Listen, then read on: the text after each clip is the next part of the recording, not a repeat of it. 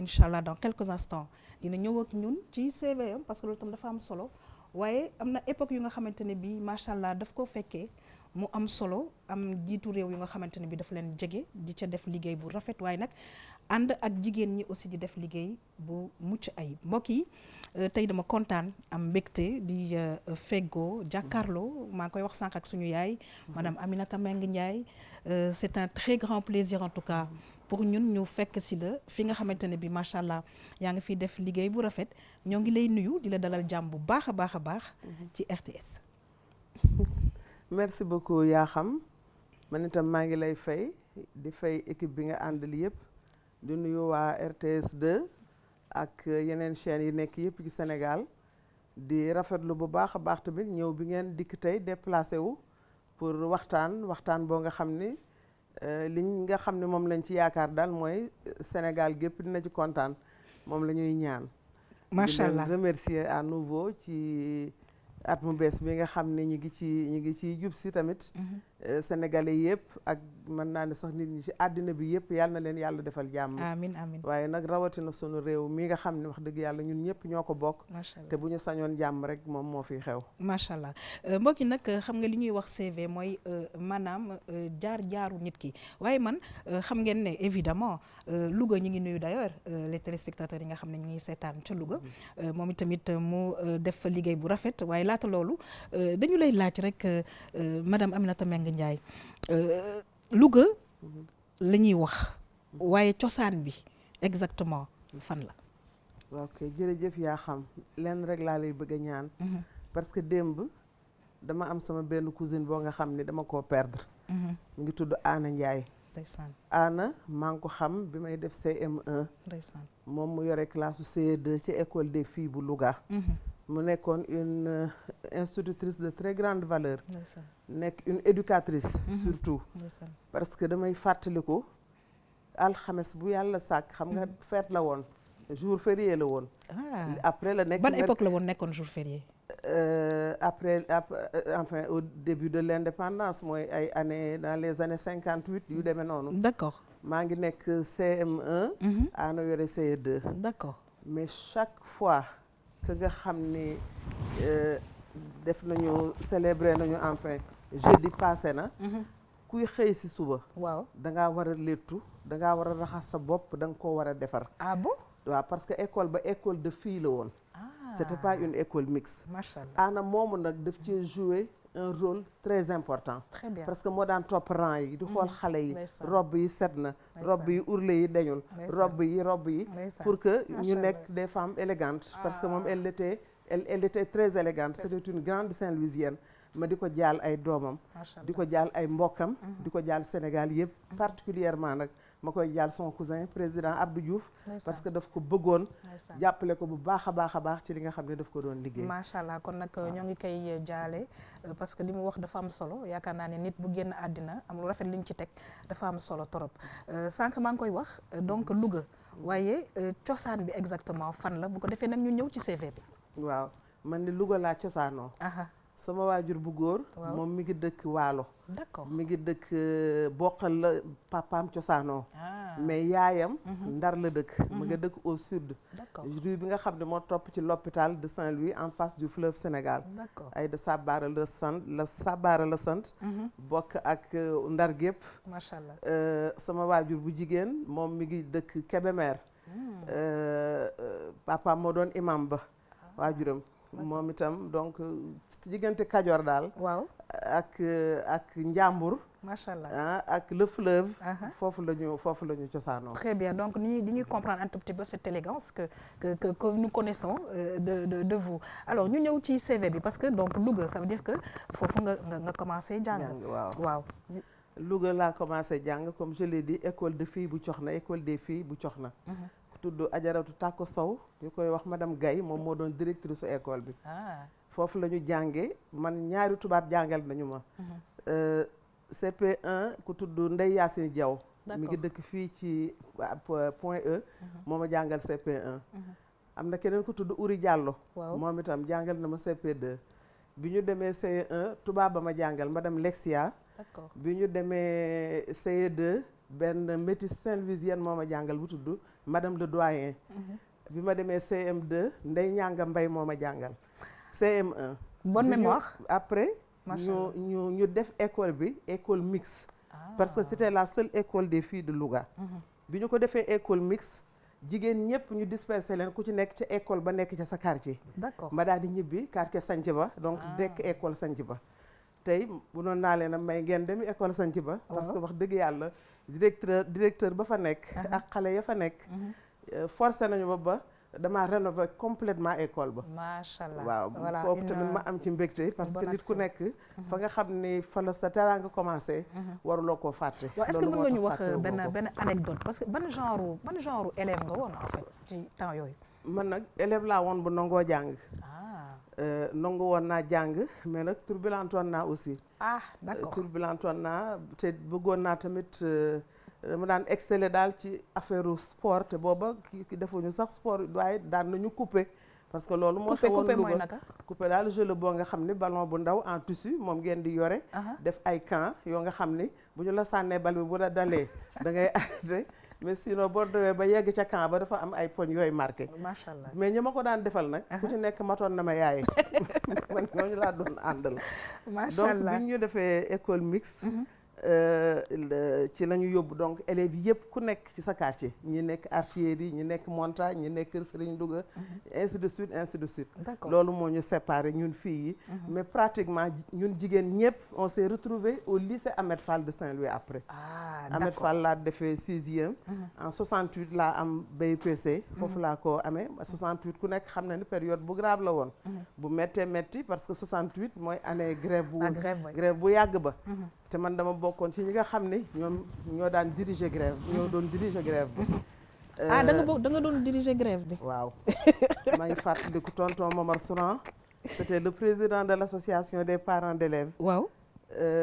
tonton Momar Souran tous les jours daan na fexe daal ba fu ma manti dugg dina ma jiital ba delloose ma ci école bi mais bu ma delloosee élèves yi ñëpp ku dégg ne Aminata Mbengue dellu na école rek da ngay daal di ñibbisiwaat.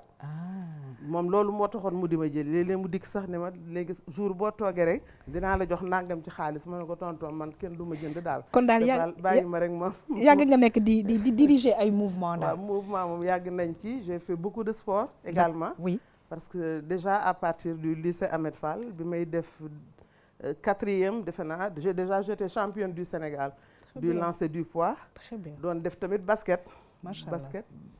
dem naa ba équipe nationale u basket. tout à fait avec ki ma ciy cité rek mooy sama benn doom boo nga xam ne fu ngeen ko déggee ca rajo mu ne Aminata mooy sama yaay. waaw mooy Barthélémy Diaz. def naa basket avec sa maman dans l'équipe nationale. mais boobu duñ ñoo présélectionné woon. ok mais après man j'ai pas continué. d'accord donc lycée Ahmed Fall donc après c'est le bac léegi ban orientation nga am après lycée Ahmed Fall j'ai arrêté à la classe de 3e.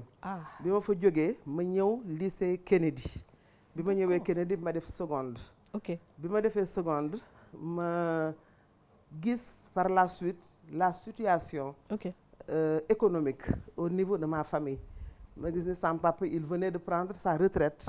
ma grande sœur qui était pharmacienne qui était en formation donc à la faculté de pharmacie de l'université de Dakar moom itam am une petite bourse ñun ñëpp daal on n'avait pas encore une situation qui nous permettait de prendre le relais de nos parents.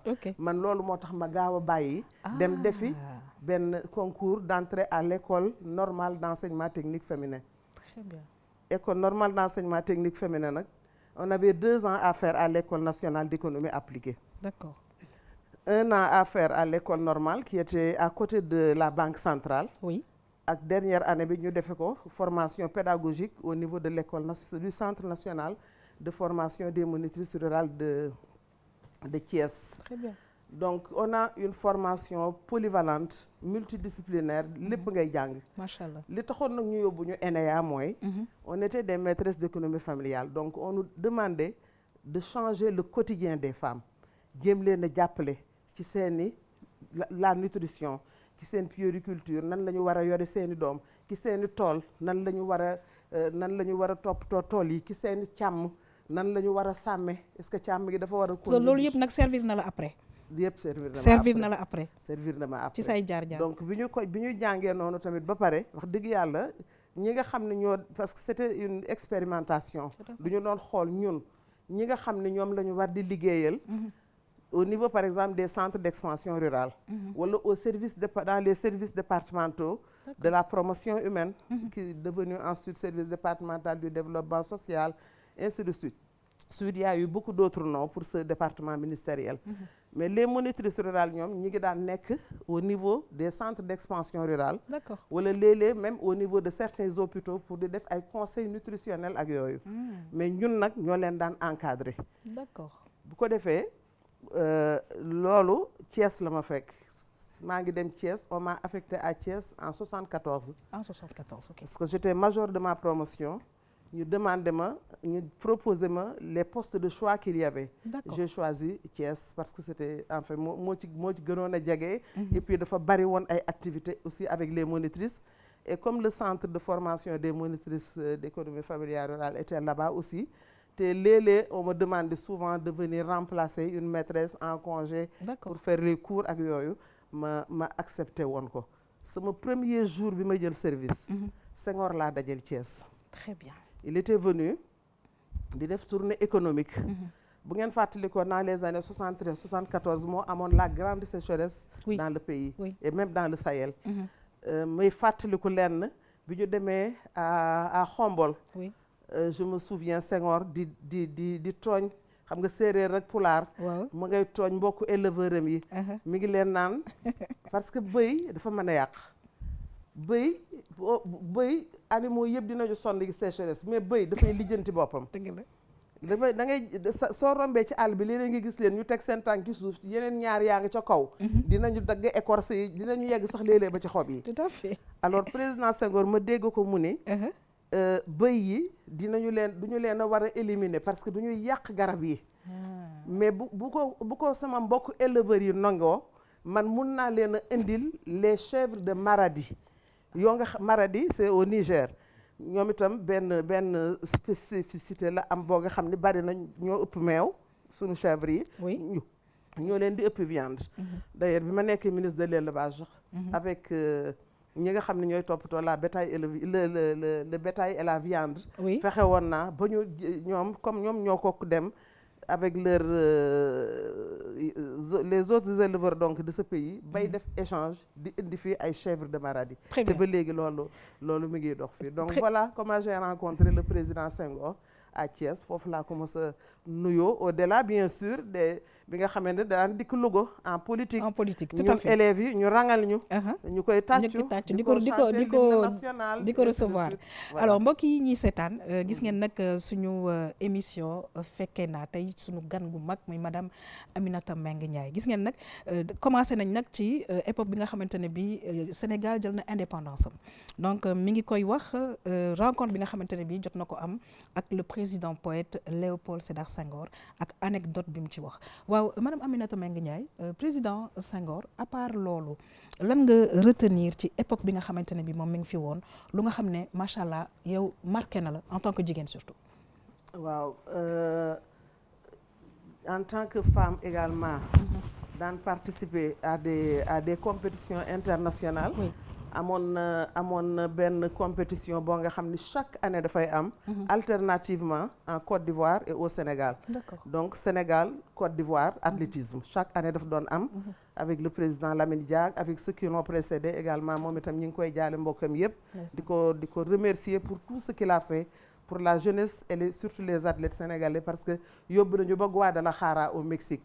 Afrique États-Unis tout ça def nañu compétition yooyu ànd ko ak moom. yàlla na ko yàlla yërëm beneen bi donc mooy li may fàttaliku ci Senghor suñu masaan di dikk jógee compétition internationale daf ñu daan recevoir toujours au palais. Ah oui waaw am na ci benn bis nag ñuy ñëw booba am na daal bu tuddoo diplomate bu xewoon. Diplomate nu mu meloon. Diplomate daal genre tête de nègre la woon. mais bu rafet nag bu am talon et tout. ma sol sama dàll ba ñëw ba ci wetu kii présidence rek. benn talon bi dañ xam nga bu may dox da ngay soox. ma jékki-jékki rek daal di dagg beneen ba bu daal di nekk mocassin ma dugg jàpp sama tranquille. tout simplement. macha allah voilà président Senghor nag ndeysaan il était très chaleureux. oui daf ñu daan dikk nuyu ñu congratuler ñu waxtaan ak ñun. ndeysaan ñu daal di koy wax ñun tam li nga xam ne moom la ñu gis foofu. maa ngi fàttaliku benn bis fa la maa ngi ànd ak Elisabeth Ndiaye. waaw Elisabeth Diouf. Elisabeth Diouf. pas Elisabeth Ndiaye Diouf. Elisabeth Ndiaye elle était speakerine à la RTS. Elisabeth Ndiaye RTS. Félicité Diouf. D'accord. Félicité était aussi notre professeur de gymnastique. Félicité, quand elle a pris la parole, sa voix était tellement belle que foofu la ko président Senghor demandé mu dem RTS. Ah, il aimait ça, et il suivait les journalistes. Le journal et tout. Tout à fait. Je me rappelle bien de ça. ñoom ñëpp ak ñoom Victorine bi de ñëpp maa ngi leen di nuyu. Mais le président Senghor daal li nga xam ne ñun fàttali Nicole nañu ko ci moom. yu rafet rek la. parce que booba ay xaleel lañu te xaleel.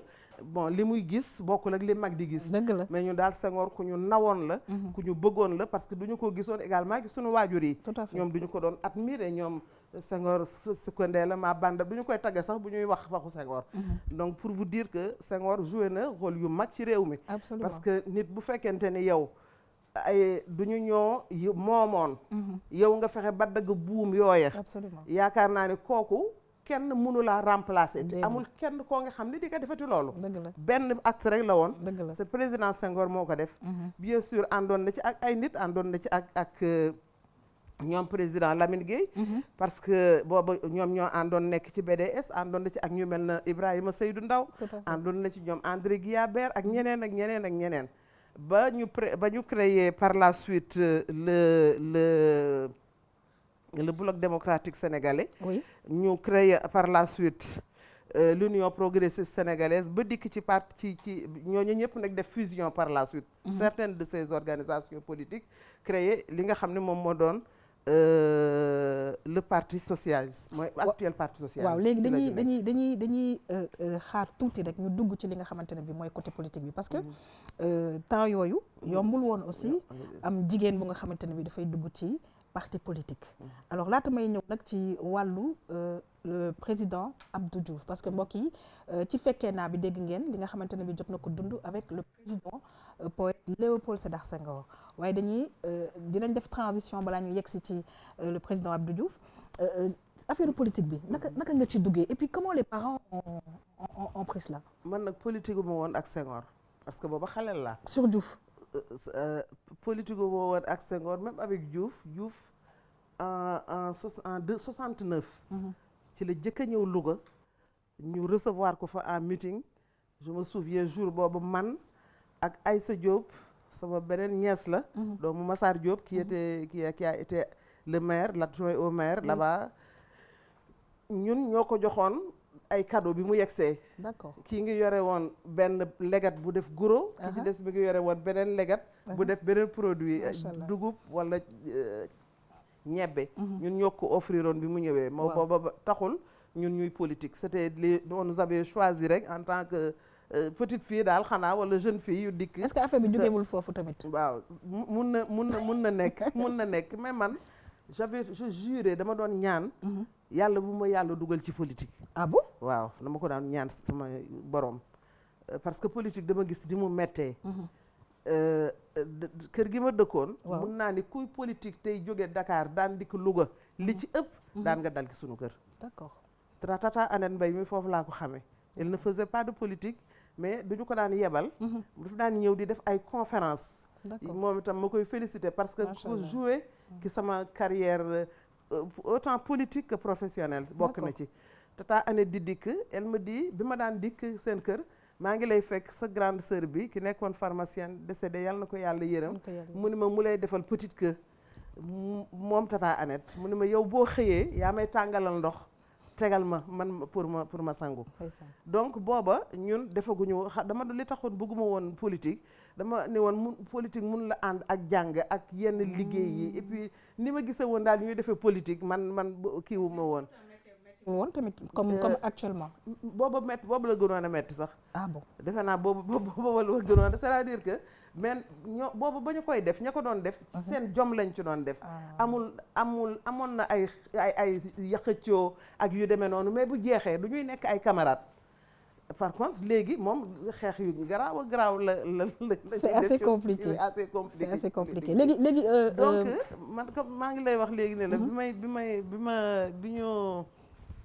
bi ma xoolee benn bis man di ko wax Mantoulaye Guèye qui a été mon ministre parce que man dans les départements où j'étais kii fa jëkk a nekk Ben Madi Cissé bi Ben Madi demee Robert Sagna ñëw fa après Robert Sagna ci la ñu indi Maymouna Kane def ko secrétaire d'État à la condition féminine booba Robert di secrétaire d'État à la promotion humaine ñu fusionné nag par la suite ñaari département yi jox ko Maymouna Kane secrétaire d'État à la promotion humaine dugalaale ci condition féminine ci la Robert Sagna dem defe naa agriculture après Maymouna elle était devenue ministre du développement social. loolu yàgg na de ay ban année la woon.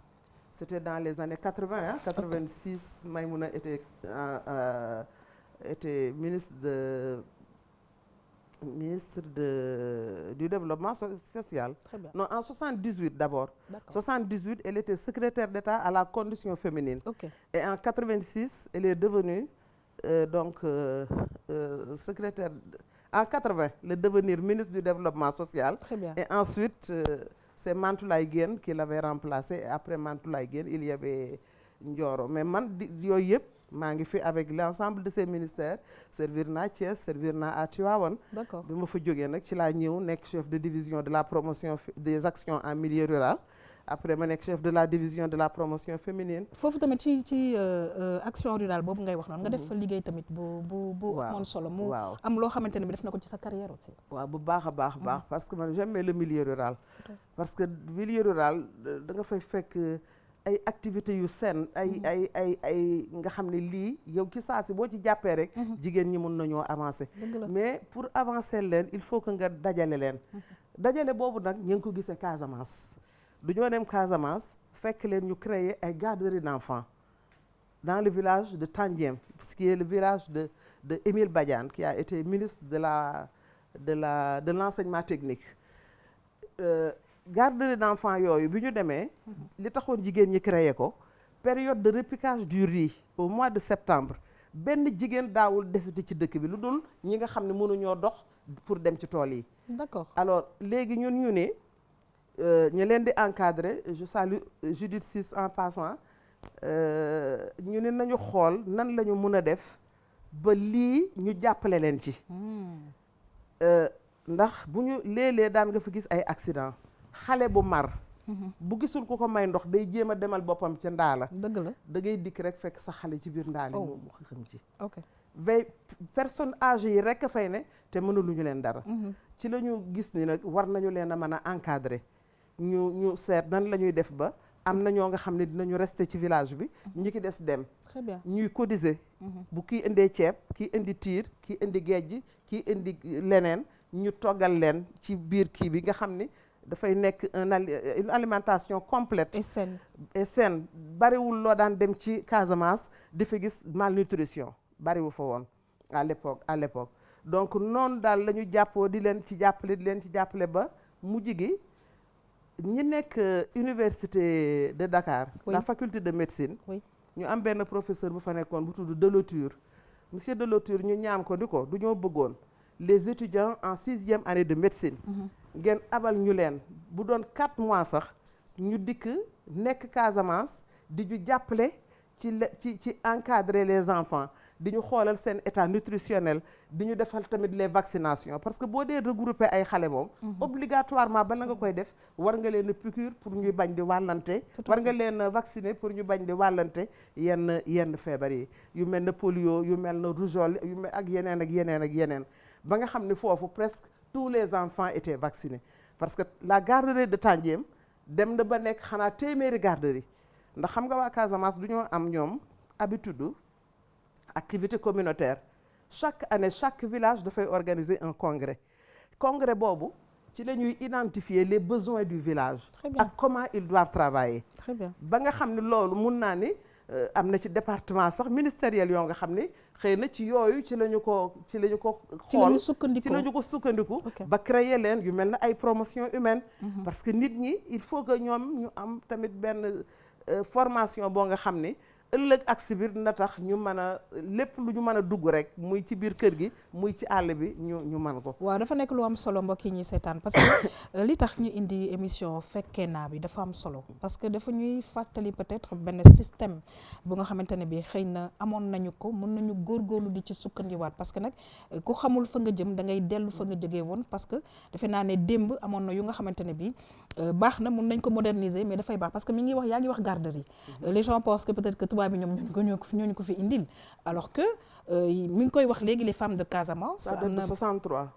voilà donc moi je pense que façon yi dafa baax pour ñu ci waxtaan pour di ci gëstu parce que ñun ñëpp li ñu bëgg mooy suñu dëkk jëm ca kanam. waaye léegi ma ñëw ci parti socialiste bi nag. parce que nekkoon nga ci sport bi xool nañu sa cursus vraiment fi nga jaar yëpp ban instant nga dugg fi nga xamante ne bi moom mooy parti socialiste. parti socialiste mun naa ni que président Diouf moo ma ci ñaan pour ma jàppale ko à Louga du ñu dem Kébémer du ñoo def tournée dans toutes les régions du Sénégal booba commencé nañu di installer les groupements féminins parce que groupement yi du ñu ko installer sur une très longue période c'est du lu ñu gaawantoo moo tax groupement fii ak ilaa yow mi diini tant que Sénégal yi ngi existé groupement dina am parce que gars yi xam nañu l'importance du groupement exactement du ñu koy def li ñu ci doon wut rek mooy femmes yi am une structure boo nga xam ne dinañu fay man di daje di waxtaan pour xool lan moo leen di jëmale kanam loolu moo indi tey banque africaine de développement dem ba financer benn programme spécifique yoo nga xam ni dafay def alphabétisation ci jigéen ñi dafa leen di créer des garderies éducatives et sanitaires xam nga kon ñi ngi améliorer encore la garderie d'enfants qu'on avait trouvé en Casamance ñu dem bay am ñoom itam des sommes d'argent qu'on mettait à leur disposition pour des activités rémunératrices dem ba di leen jéem a accéder à la terre parce que avec la réforme de l'administration territoriale et locale de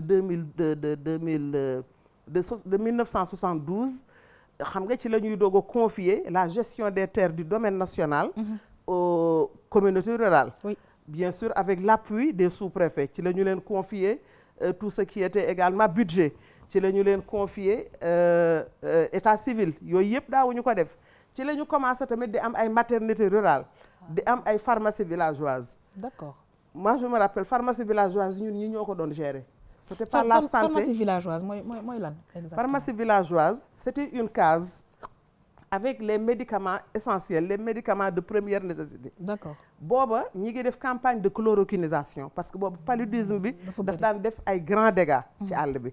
donc ñuy jox nit ñi xale yi ay comprimés bu chloroquine ñu di ko naan régulièrement nag xale yi du ñoo mujj sax di gaawantuy ñëw parce que bu ñu dikkee du ñu koy booleeg defaral leen tuuti mburu ak chocolat jox leen monitrices yi di ko def enseignants yi ci seen bopp di ko def ak agent wu serre yi également yi fa nekkoon agent d'agriculture agent d'élevage eaux et forêts ñëpp du ñu daan ku ci nekk daal looy def sa morom dafay jóg jàppale la mu nekk une très grande solidarité kon tey gis nga maa ngi fàttaliku. waaw la première réunion sur les pharmacies villageoises bi ñi ngi ko doon defee à Brazzaville. am na sama benn càmmiñ bu nekkoon directeur de la pharmacie nationale d'approvisionnement il s'appelait Ali Cissé c'était un pharmacien. Oui. Je lui en parlais tellement que. mais daf ma naan Aminata seen lii daf ñoo nar a sonal rek bàyyi leen ñu dem ci pharmacie yi ba ne ko non Ali lii mooy dimbali parce que ku sa bopp di metti jarul ngay dem bu ñu waxee. nu ñu koy waxe matron bi fi nekk war naa mën a jël benn aspirine mu jox ko kenn ku boppam di metti joxe ko waaw Ali di dem war a wax nag léegi ci pharmacie villageoise yi mu laajte ma ndeysaan à ma grande sœur qui est décédée qui était pharmacienne kooku ni ko Aminata de dafa dem IPD de Douala en stage pour 3 mois. D'accord. Ali ni kon de dinaa fa jaar mais maa ngi koy woo pour mu dimbali ma defal ma une note sur les pharmacies villageoises. mu dikk en escale à Douala. fa la IPD nekk ma dem je l'ai trouvé à l'aéroport jox ko la note que j'avais élaborée. Donc pour vous dire que ñun liggéey bi ñu liggéey on touchait à tout parce que c'est ce que j'ai vu, ouais. ñu bare du ñu daan refuser di dem ci àll bi di liggéeyi. D'accord.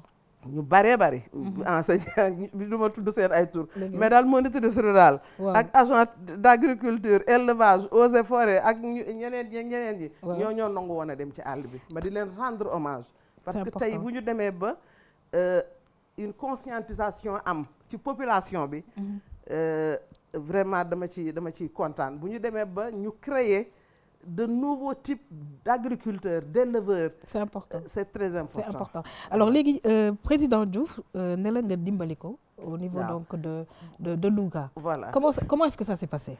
nii la demee ba du ñoo nekk dans le département de Kébémer. Parce que bi ñu ñëwee Louga je me rappelle ndeysaan Mame Fama Ndiaye Bouna. qui était la présidente des femmes socialistes de Louga. dafa décédé. C'était sa cousine, c'est la sœur de Mansour Bouna Ndiaye. Oui. Mais mook Abdou Diouf aussi seen ñaari maama bokk ndey ak baay. léegi ñu ñëw Mame Fama décédé. président dem Linguère. wacc ma Louga man ak Talla Cissé. bi mu ñëwee dikk fekk si ci maison mortuaire bi ñu toog waxtaan. ba pare mu daal ni ñu daal di ànd ak moom dem kër Djili parce que c'était là-bas le quartier général pour le soir. ñu ñëw le lendemain ñu dem à Kébémer. Ensuite on devait faire Ndande. La dernière réunion avant de rentrer sur Dakar. Oui. Ñu ñëw ba Kébémer donc la suite présidentielle. C'est-à-dire tous les ministres qui étaient avec lui dañoo nekk d'un côté. Oui. Chez le préfet. Oui. ñun ñu defal aménager ñu benn bureau dans la préfecture. pour ñu añ. Oui. fi ñu doon añee nag la ko Mantoulaye la ko président Diouf ne mais Aminata. Moi, ce que je l'ai vu faire sur le terrain là avec les femmes, mais war na mën def politique, il faut lui demander de nous appuyer à Louga, il faut wax ko Mantoulaye dugg ci oto bi rek di ree ma ne ko Mantoulaye looy ree xanaa Abdou Diouf daf laa wax lu neex comme xaritama waaw mu ni ma yow kay laay ree ma ne ko lan ngay ree mu ne Abdou Diouf ne na nga jàppale ji ko Louga ma ne ko jàppale boo demee nan mu ne ma politique ma ne ko Abdou Diouf dinaa am ca dem ne ko man munu maa def politique ak Mantoulaye mu ne ma da nga koo ñome lu toll na président de la république xool la ni la nga dem jàppale ñu nga naan kii ma naan ko dina metti de ma ne ko waaw man waat yi ma doon waat nag mu ne ma dinaa la ko kaafaraal dinaa la jëndal tàndarma dinaa la jëndal xaw ma lan boo ko sarxee rek waat yooyu dafay du la wàññi dara. Alors fa la sa carrière politique commencé. boobu. ca jour boobu la commencé. jour boobu ma ne ko Mantoulaye waa baax na ba ma dem su ma demee làggu sama papa laaj ko ba xam moom c'est un grand politicien moom. Très intelligent. D'accord. bi ma ñëwee ci kër gi fekk fa sama papa on était à Dakar ñu toog ma waxtaan ak moom mu ne ma Mbengue politique da wàññiwul dara jaamu yàlla la sax parce que ñun ñii de li ñuy daj. parce que mun naa ni sama papa daan na xëy léeg-léeg. jóge Dakar jóge Louga dikk Dakar. recruter lu un nombre important d'enseignants. Ndeysaan. ci joxe rek benn exemple. dama dajeeg benn secrétaire. qui était à l'ambassade du Sénégal en Guinée. Oui. ba fa ma xili Gassama nekkee. je faisais une consultation pour l'ONUDI. boobu l'actuel opposant là qui moo doon le ministre de la pêche. je faisais donc une étude pour les femmes qui sont le long du fleuve des fleuves qui s'adonnaient à la transformation du poisson qui vendaient du poisson frais comme mareyeuses ak yooyu pour ñu aider leen xam nan la ñu leen mën a trouver de petits financements pour que bu ñu bëggee jën kenn bañ leen koo lebal. avec de gros intérêts ñu dem. alors ma def étude ba pare nag aayu ma nag ci wàllu informatique. aw ma ku ma ko saisiral ma dem ci ma xëy ma wax ko. mu ne ma j'ai un jeune ici d'ailleurs yéen a bokk dëkk Louga sax je vais lui dire de te faire ça. ma daal di koy jox Cheikh Ndiaye la tudd. D'accord. sunu goro la il est marié à la fille de Ndeye Khoudia Xool. ñu jox ko mu daal di jël sans rien me dire defar ko un très beau document ba ci guddi gi mu indi ko ma lire ko ci guddi gi corriger ko le lendemain matin ma dem yóbbuwaat ko pour faire les corrections bi corrections yi pare mu daal ni ma je vais te dire lu tax ma defaral la document bi. dama bëggoon a fay sa papa. waaw lu ma lebal. ndeysaan. te aw ma ko. kóllëre bi. mu ni ma. duñu maa joxoon soxna Astou Sy. qui est la sœur de Serigne Babacar Sy. oui yal na yàlla yokk seen leer. duñu koo joxoon doomam. waaw defe naa taan Aïda Sarr la wala keneen ci ñoom daal. waaw nee na mu ni ma toog ba benn bis rek mu ni ma waaw yow de war ngaa mën a jàngi. yow sa kayitu juddu anamu. nee na bi ñu xoolee kayitu juddu bi mu nekk 15 ans. 15 ans pour nga dal école. nee na ku ma ko jox rek boo demee dellu suñu nga kii daal benn maître nangu ko jël. benn nee na mu dajeeg benn nit kooku ni ko président parents d'élèves yi. waaw sama papa mu ni ko boo ko joxee de moom dina la dimbali. kooku daal dem tribunal wutal ko kii jugement defaral ko. xale bi presque 2 ans la def à l'école primaire moo ma ko nettali. mu ne ma sa papa lii la ma defal tey su ma nekkee fii. par la suite il a même été en Russie et tout. mu ne ma je le lui dois. donc léegi nga nekk nga dugg léegi nag ci parti bi le président Abdou Diouf laaj la ko donc nga expliquer ñu temps yooyu. PS parti boobu naka la meloon ak place bi nga xam ne jigéen ñi amoon nañ ko ci parti boobu. waaw place bi ci jigéen ñi amoon mooy. amoon nañu 15% des effectifs. 15%. 15%. Okay. C'est-à-dire que jigéen ñi nañu am nañu 15% ci bureau yi. Les jeunes. oui non jigéen ñi 25% la ñu am. 25%. Les jeunes ñoo amoon 15%. ok donc le quart daal la ñu amoon. D'accord. donc c'était un quota. qu'on nous avait attribué. ci bureau yeeg yëpp normalement loolu lañ ci waroon a am. donc man bi ma ñëwee. d'abord j'ai rencontré le secrétaire général de la coordination parce que bi ma Mantoulaye waxee loolu ba pare. après bi ma daataa dem damay tàggu ji Abdou Diouf. bi ma ñëwee ma wax ko président daal ni ma Aminata il faut y aller. mais bul dugg ci tendance il faut rentrer dans les instances du parti. Bon les instances du parti c'était Dabi Diagne qui en était le responsable. Dabi Diagne quelqu'un de très généreux. ci xol ci alalam ci léppam daf cee généreux. bi ma dikkee rek il m'a ouvert les portes expliqué ma wax ma mais président tamit jox ma benn conseil ni ma Aminata boo demee da ngay fexe ba jigéenu Louga yëpp ñu ànd. bu kii bu ñu naan jigéen bu ñu naan kii nitu mari la kii nitu maam Fama la il faut essayer de les mettre ensemble. ma dem je me suis comporté de cette façon ba fii ma nekk. waaw léegi ci époque ki nga xamante ne mooy le président Abdou Diouf la ñu nekk donc am ngeen collaboration commencé nga ko di ko jàppale fële ca Louga yaa ngi essayé dajale daam yi et tout léegi dañu bëggoon nga ñëw ak ñun ci le président Abdou Diouf parce que le président Abdou Diouf ñii dañu doon wax il est très rigoureux ñii dañu doon wax c'est quelqu'un de sévère ban façon mu liggéey nga doon liggéey ak moom comment il se comportait ci wàllu liggéey. xam naa ne de c'est un homme de dossier. Bon def naa ak moom 7 ans dans son cabinet en qualité de chargé de mission. 7 ans. D'accord. te foofu aussi li ma fa yóbbu xëy na hasard la rek moom itam moom ma yóbbu sax moom ma yóbbu présidence lu yàlla tudd rek. parce que sama papa moo hospitalisé. madame Diouf hospitalisé à Brévier. docteur Lamine Cissé génn ni président Diouf tonton Khali est ici à l'hôpital tey ci ngoon démb ci guddi la fi ñëw. mu ne bu ma jógee ci Elisabeth dem seeti ko. mu seeti ko waxtaan ak moom. nijaayam la woon papaam la woon waxtaan ak moom mu ni ko mais waxal mu ni ko recevoiral Aminata daal ngeen waxtaan mu wax lu mu bëgg. Abdou m'a reçu woo ma bi ma dikkee waxtaan ak moom mu ni ma daal vraiment dinaa xool dinaa la wax fan nga nekk en ce moment ma expliqué ko projet bi ma nekkoon ak yëpp mu ni ma d'accord dinaa la woo. ba ci yàgg sax mu ni ma non attends daal di woo Tanor ñëw mu ni ko dama leen a bëgg a boole. ki sama rakk la sama lépp la. ànd leen ngeen liggéey je vais la nommer chargé de mission au niveau de mon cabinet. C'est comme ça que ça s'est passé. nga liggéey fa pendant 7 ans. En tout cas man personnellement témoignage bi ma mën a def ci le président Diouf mooy que moi il devait me recevoir avec une autre cousine à 18h. ñun yegg si nañu avant. mais à 18h moins 3 minutes mi ngi wàcc escalier yi. ça voudrait dire que à l'heure exacte il était là. donc rigueur bi ñu doon wax loolu la ci conseil des ministres noonu lay def. ci bu lay recevoir noonu lay def. man sama bureau fi mu nekkoon bureau de chargé de mission maag Talla Cissé ñoo sosoon bureau. lépp ak Ramasek. escalier bi président Diouf di jaar di yéeg ci kaw. ki sama buntu parenthèse la nekk ci suuf. ci derrière ma fenêtre. mais tous les jours du ma ubbi sama fenêtre tant que président jàllul buy bëgg a wàcc tamit gars yi gis ko ñoo man président ngi wàcc tegee sa palanteer bi ma daal di tëj sama fenêtre pour mu dem. Il était d'une ponctualité extraordinaire. Tout à fait. Et puis man macha allah mémoire am. Parce que par la suite nekk naa ministre. Oui. nekk bon ci biir li ñu liggéey déjà ci biir présidence rek. on s'est beaucoup apprécié. waaw dinañ ñëw ci ministre bi mais actuellement ñu ngi woon ci bi nga nekkee présidence alors ci biir loolu yaa ngi wax un homme de dossier. mu nekk ku nga xamante ne bi rigueur bi tamit dafay feeñ partout parce que moi en tout cas quand je l'ai vu même ni muy toogee ak chemise bi fu mu yegg bon c'est extraordinaire ah c'est. maa ngi defaraat sama.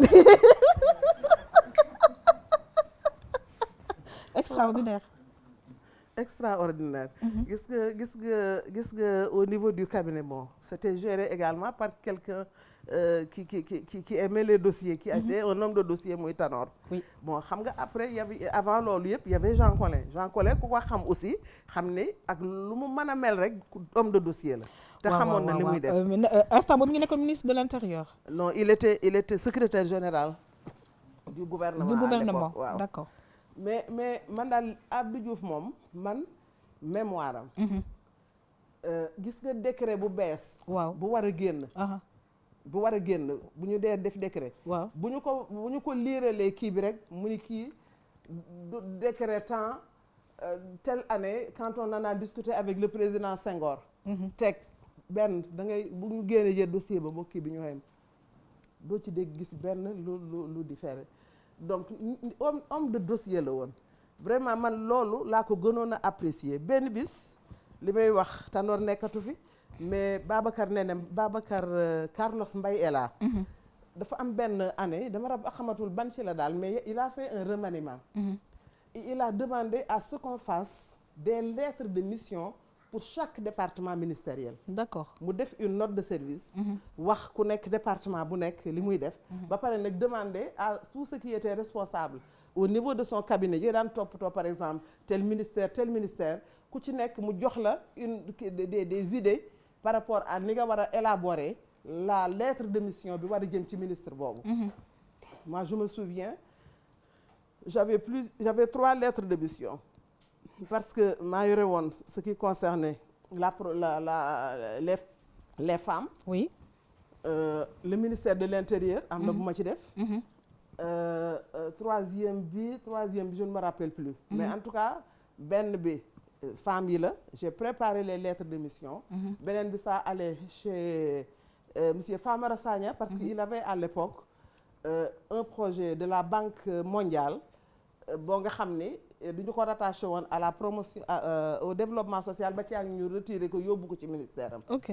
Donc et qui avait également un financement qui concernait les femmes donc ñu yónnee ma ko m'a préparé ces lettres de mission mais président ci rigueur am Tanor daf ko yóbbul parapheur yi mu ubbi sama parapheur lire lettres yi lire daan ne Tanor appel Aminta je vais signer Abdou Diouf ngi yàlla na suivre émission bi je vais signer ces lettres de mission devant elle.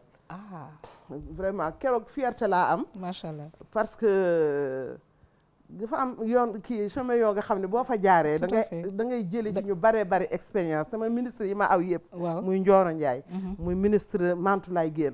muy ministre Maymouna Kane. waaw muy ku mu ci mën a doon rek Robert Sagna. Ben Madi Cissé surtout aussi. ndeysaan ku ci nekk am na loo nga xam ne jëlee naa ko ci yow te mun naa wax su lu woon ak ñu bañ mu gudd mun naa wax vraiment li nga xam ne waaw léegi ministre yooyu yëpp nag jot nga liggéey ak ñoom waaye nag mu arrivé benn époque bu nga xamante ne bi yow tamit da nga nekk ministre.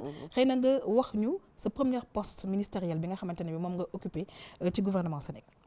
Le ministre de la femme, de l'enfant et de la famille. naka la affaire bi ñëwee comment est-ce que ça s'est passé.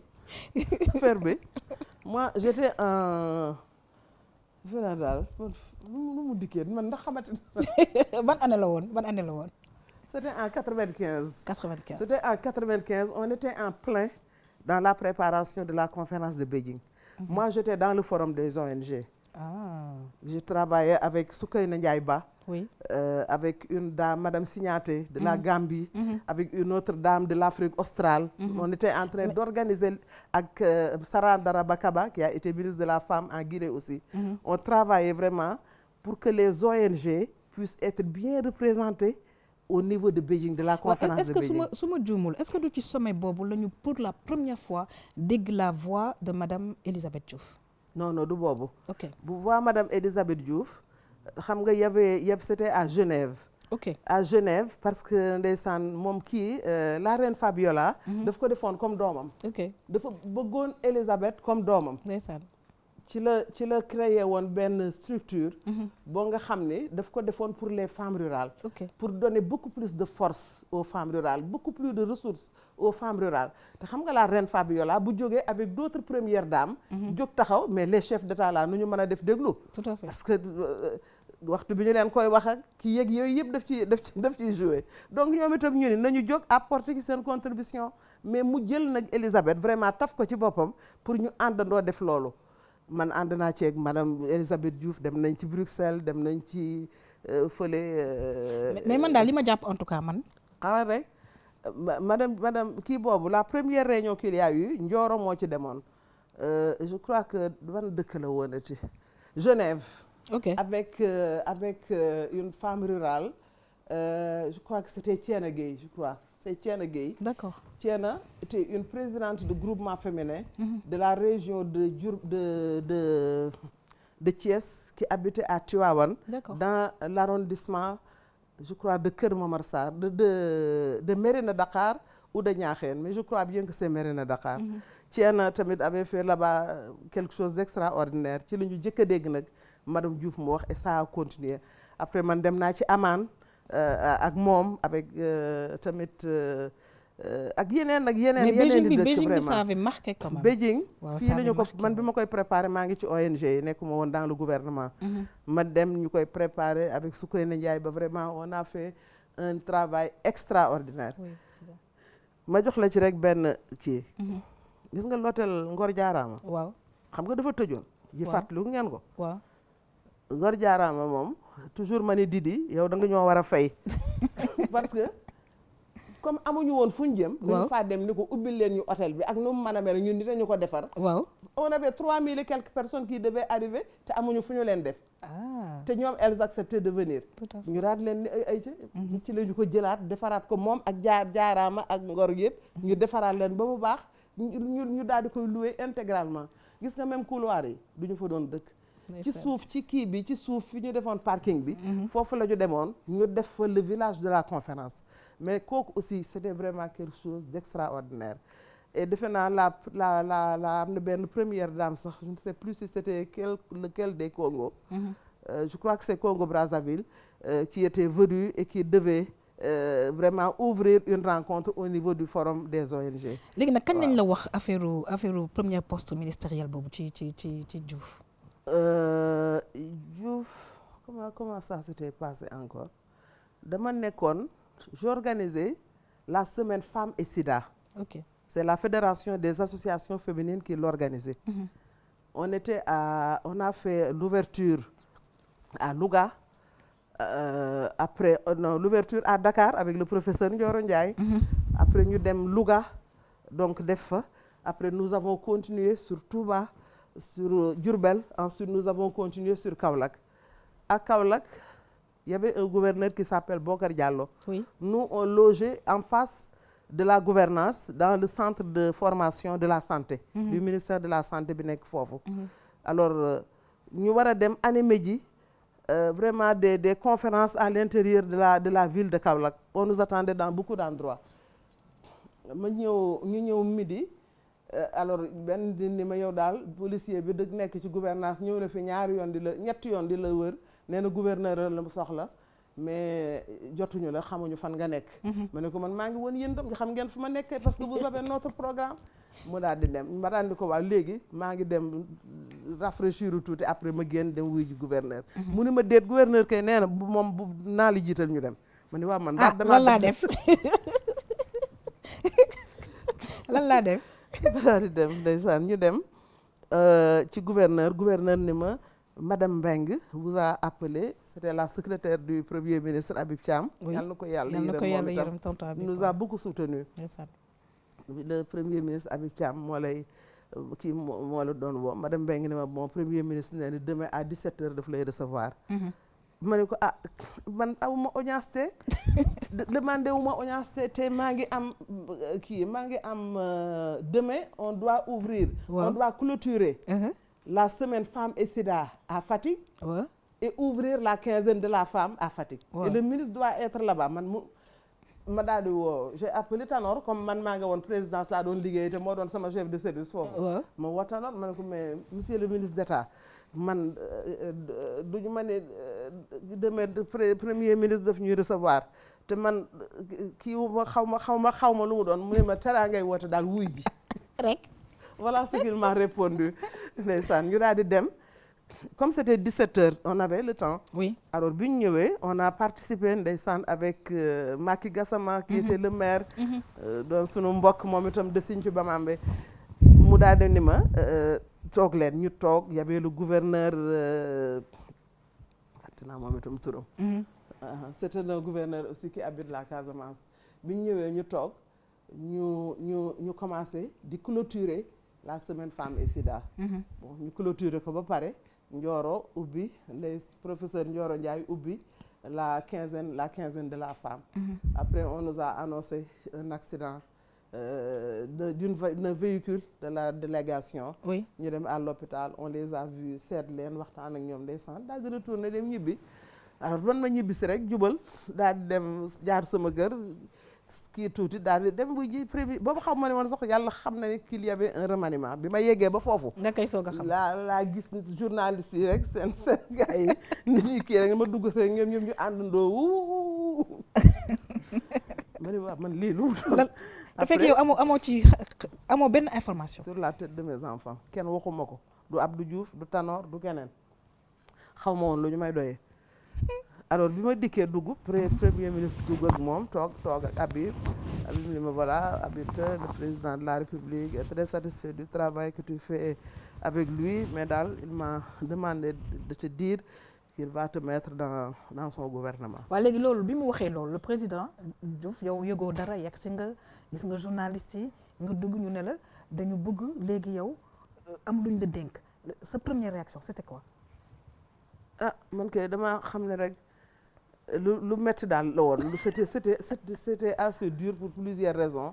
Oui. Vraiment que je n'ai pas besoin vraiment di ko wax fii. Mais c'était très difficile très dur pour moi. C'est vrai?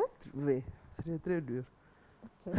C'était très dur mais après vraiment tout s'est très bien passé madame. ñu fàttali première poste ministérielle bi lan la woon. mooy avec première poste ministérielle bi ñu fàttali ban la woon. De la femme. De la femme. De l'enfant et de la famille. waaw nga def fa ñaata temps. 5 ans. Comment est-ce que ça s'est passé? Ça s'est très bien passé vraiment. Machallah. On a eu enfin nit daal du saabu du faute boppam. Mais je crois que les Sénégalais nous ont déjà jugés. mais ci biir loolu. ngay côtoyer directement le président de la République. lan nga ñu mën a wax lu nga xamante ne bi marqué na la. ci époque boobu nga nekk nga première fonction ministérielle ak lu nga xamante ne bi peut-être bëggoon nga ko wax président mu def ko wala yow ci sa bopp bëggoon nga ko def te vraiment amuloo woon peut-être le temps de le faire.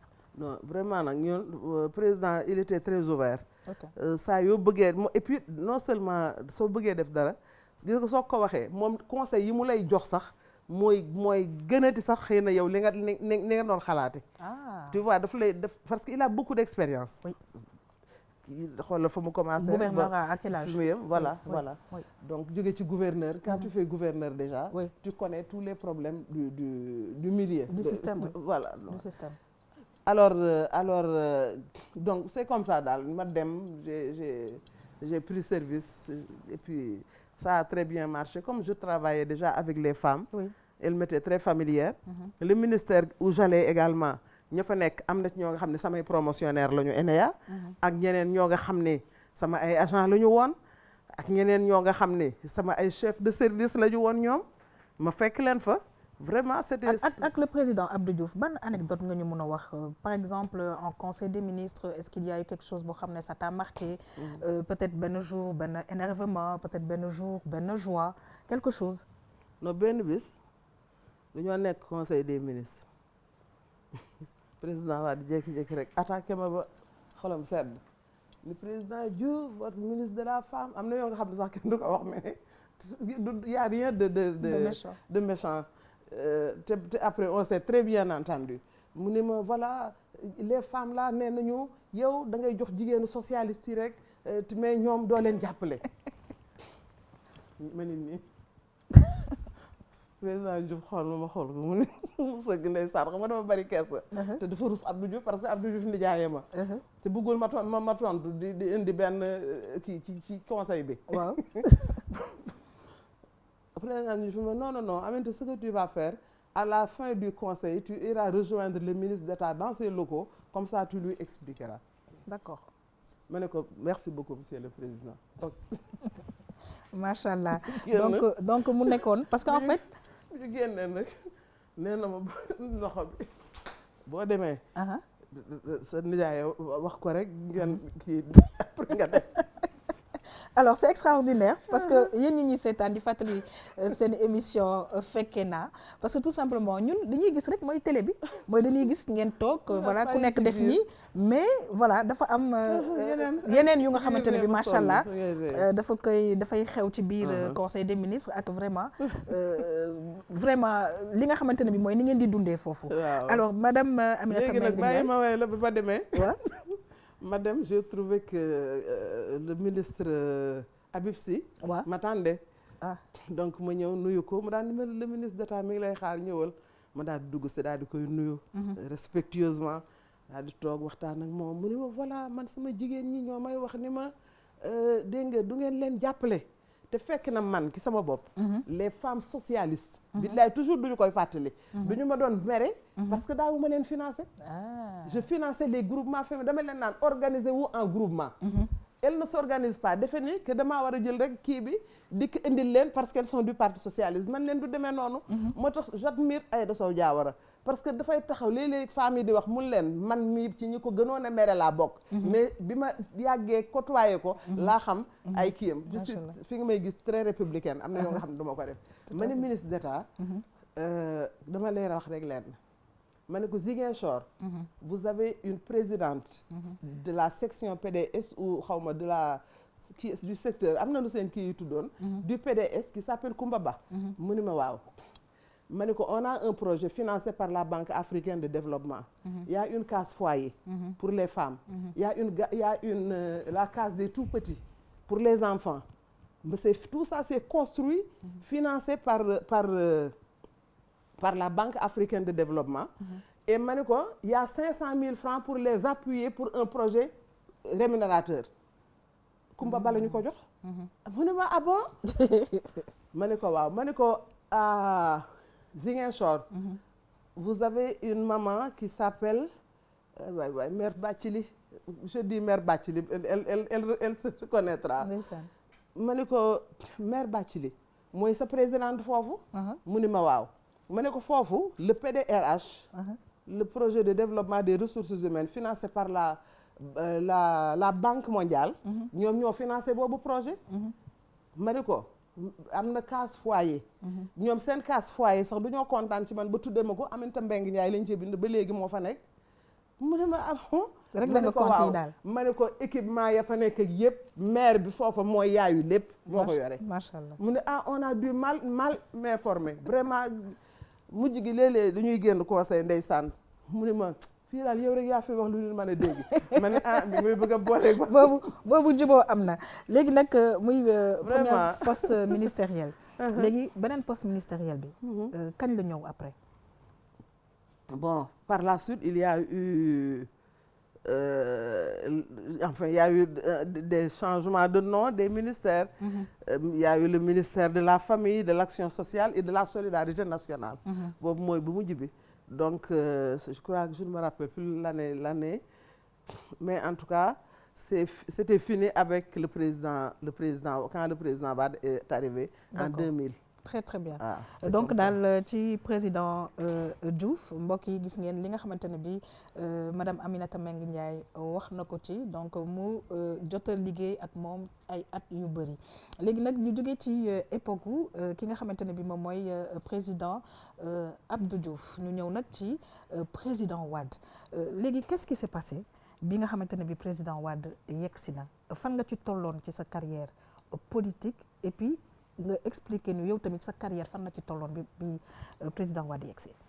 président Wade di ñëw. bon man dafa ñëw ma ne bon nañ ko bàyyi mu liggéeyam. parce que booba tam xam nga ne am na ñoo nga xam ne commencé woon nañu.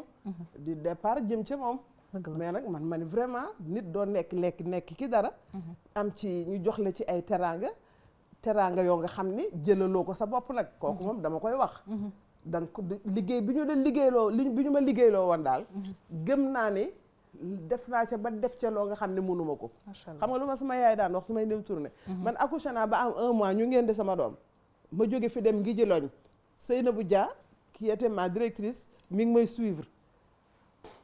ma fille là elle a accouché en ce moment. macha allah ma dem toog fa ay fan toog fa defe naa 2 jours la ñu fa def parce que dama ne ko nu ma fa yàgg te booba j'étais en congé de maternité à Louga.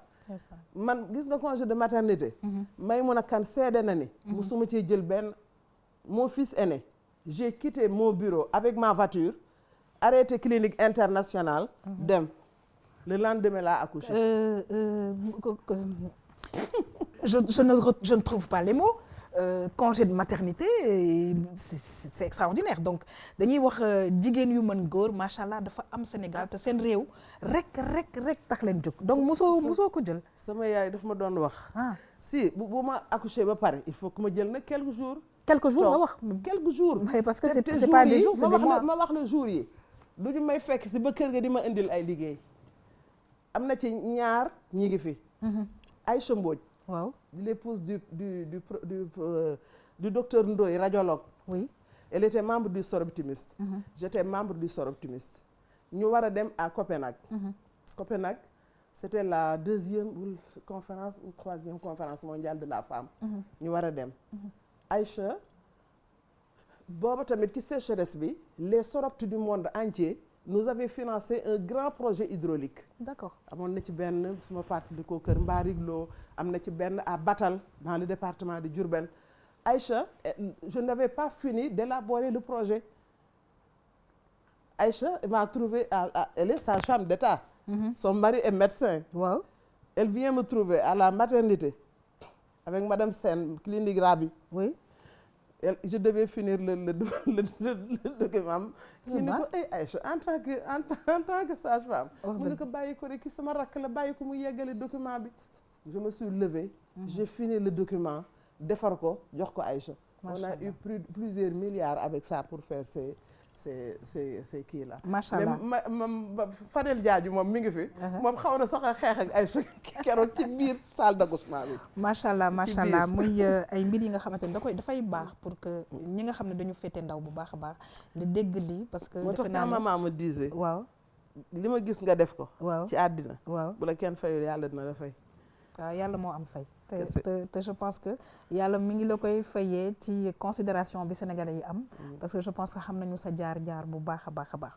léegi nag ñu ñëw ci li nga xamante ne bi mooy wax nga ko passage bi nga defoon ak Diouf Abdoulaye Wade ñëw na donc mu ñëwaat rek ci loolu mooy qu'est-ce qui s'est passé du temps de Abdoulaye Wade. du temps de Wade wax dëgg yàlla Wade moom sama nijaay la.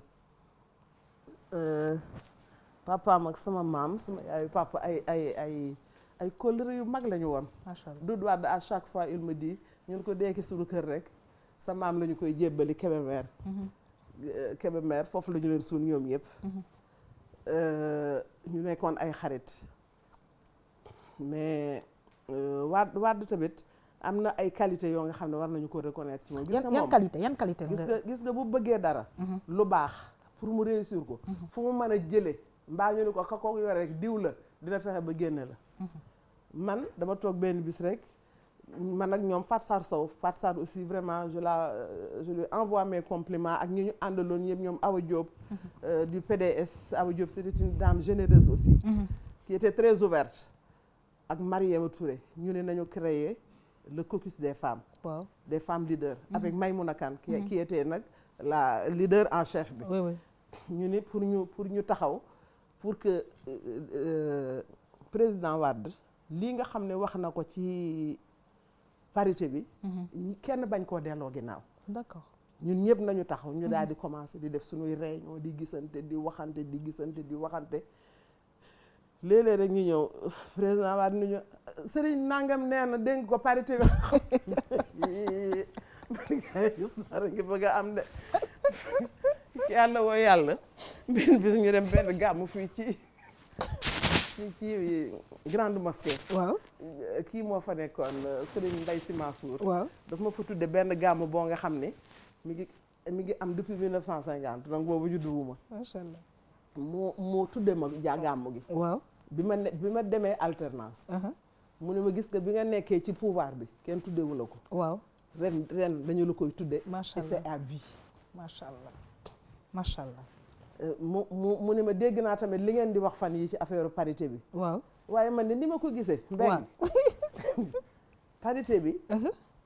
citoyen la bu góor. waaw ak citoyen bu jigéen. rek. ñoom ñaar ñëpp ñu ngi ànd di liggéey. waaw. waaye xanaa li citoyen bu góor bi am. waaw citoyen bu jigéen bi war na ko mën a am. rek ma ne ko yow jox nga ma tous les arguments. comprendre pour défendre la parité auprès du président Wade. te effectivement nii laa ko répété li mu ne ma moo ko wax ma ne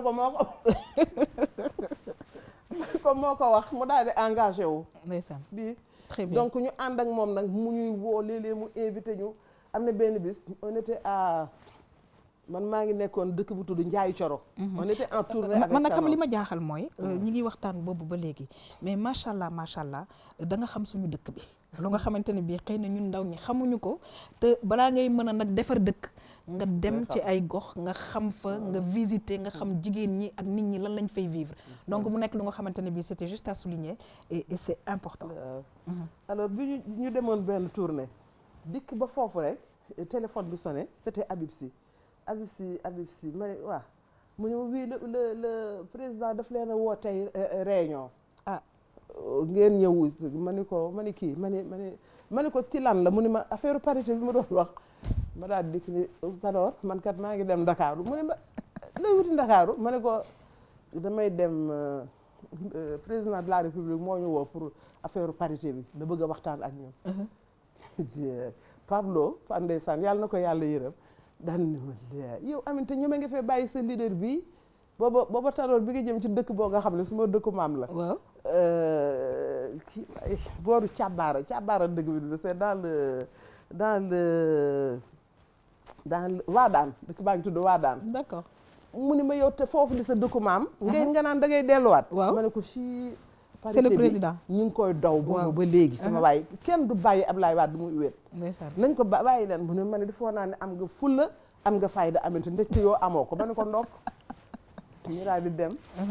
ma ñëw sama oto clinquant clopin parce que j'étais à l'Assemblée oto yi xam nga bu xasee ba am 4 ans ak tournée yi ngeen di dem ak dox yi dafay kii ma ne ko Aminata bàyyi ma rek ma ñibbeeg sama oto mu ne ma wax ko Aminata moom dafa baax te daf laa bëgg ma ne ko doy na ñibbi daal di yóbbu oto bu bees sama der du rafet te du ma fa ne kii expliqué ndax kon damay wax léegi loo nga xam ne du neex donc mu nekk aussi ay souvenirs yu am solo ci le président Wade tamit waaw mais jeexagul de jeexagul kon ay tuuti rek ci Wade dafa neex quoi ndeysaan ñu daal di dikk président bi ñu demee xam nga dafa yóbbu dossier bi assemblée. waaw bi mu ko yóbbu bon réunion nañu daal avec toutes les femmes vraiment représentatives du pays ñu waxtaan mu accepté nag. daal nit na ko def. waaw da koy yóbbu assemblée du ci dindi du ci def.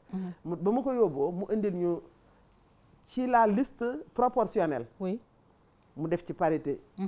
non ci la liste proportionnelle. la def parité. sur la liste majoritaire.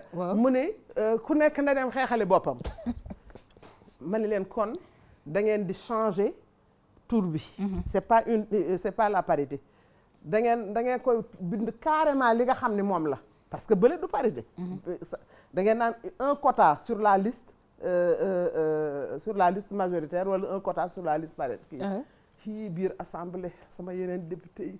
sama yeneen collègue yi ndeysaan léeg-léeg kenn xëcc ma Aminata un tien vaut mieux que deux tu l'auras kii naan ma bu ci bu ñu xañee xañ bu ñu yàqee bu ñu amul parité bi yaa ñu ko xañ lu ne sa ñu position lan la woon yow nga taxaw fi nga taxaw dama ne na dem defar ñaar yëpp mu paritaire comme il l'a fait maintenant bi ñu ko du wax de dem ak moom ci saasi wax ko ndeysaan mu ne bon nañu dellu bi ñu dellu si waatee il a apporté une parité bi amagul la intégralement daal waaye li ko indi mooy soriwu ko li ko indi député yi dëkk yi circonscription yi am benn député xam nga mënoo koo xar ñaar dëgg la moo tax ñu ni pour corriger ko te kooku je crois que président Macky Sall incha allah dina ci def wàllam moom itam circonscription yëpp dañoo war a am ñaar te benn bañ a am nombre impair macha allah bu ñu ko defee rek ñëpp dina parité bi daal di yegg si parce que nag le monde entier nous envie ça. Très bien. Alors mu nekk une bataille bu nga xamante ne bii les femmes en tout cas au Sénégal elles l'ont bien portée mbokk yi ñu jóge nag ci époque bi nga xamante ne bii moom mooy Wade ak li ngeen dégg madame Aminata Mbengue Ndiaye wax ñu ko ci. naa bàyyi affaire parité bi moom ay anecdote yu neex yu. dañuy dellu si waat. dañoo ñëw Awa Diop dikk ne ma président ne na nga ñëw yéeg ak moom ci décapotable bi. ban ci président yi. Wade ngeen wax ak peuple bi taxaw ci présidence. ma ne ko Awa te nga dem wax yow tu es la présidente des femmes du PDS. vraiment tu es mieux placée que moi. seen réalisation la. ñun gaa ñu ngi koy xeex boobu ba léegi lu ñoo amul woon way doog a am. ci la ñu bokk.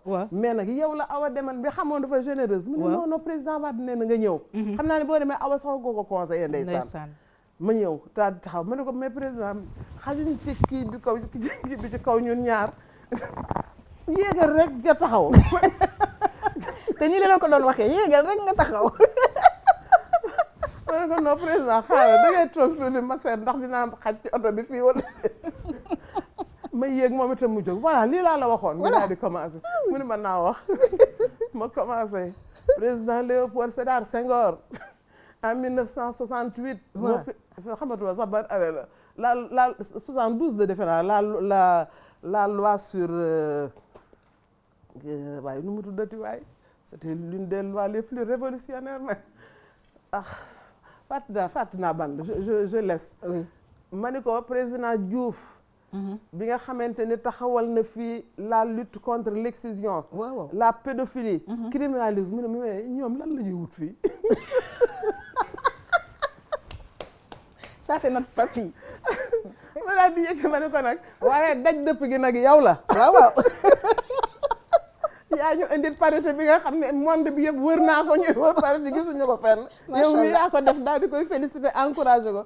il était content moom nag mag la dafa bëggoon ku koy yëngal. ku koy waxal lu baax ku koy jey. macha allah gu asgo gu ne da ngaa bëgg ku lay jey. dëgg la donc vraiment je tenais à le dire parce que il a tenu à ce que je monte avec lui.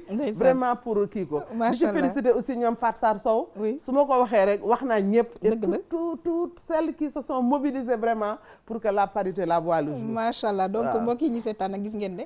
loolu jaroon na nag tamit ñu déglu ko parce que ay anecdotes yi nga xamante ne bi macha allah il fallait que ku mel ni madame Aminata Mbengue Ndiaye pour wax ñu mbir yooyu ci le président Ablaye Wade ñu ñëw nag ci président Macky Sall sànq maa ngi la koy wax. donc yaa ngi liggéey ak moom ba léegi dinañu ñëw ci cappaandaw émission bi ci fi nga xamante ne bi fi nga nekk mu nekk fu am solo waaye ñu ñëw ci collaboration bi nga xamante ne bi am nga ko avec le président Macky Sall. waaw président Macky Sall li ñu boole mooy sinon man xaw ma ko woon sax avant.